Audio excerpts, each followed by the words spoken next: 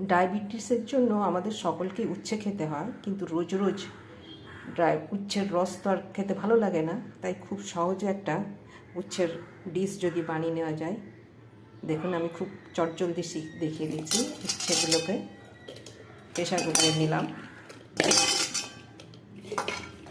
ওর মধ্যে পরিমাণ মতো নুন, হলুদ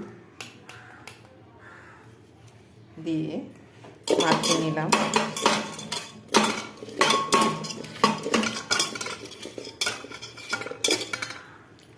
ওর মধ্যে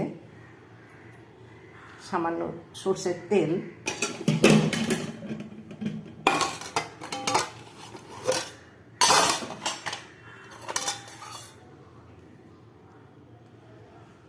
খুব সামান্য সরষের তেল দেওয়া হলো। আমরা প্রত্যেকেই স্বাস্থ্য সচেতন, বেশি সরষের তেল খেতে আমরা কেউই চাই না।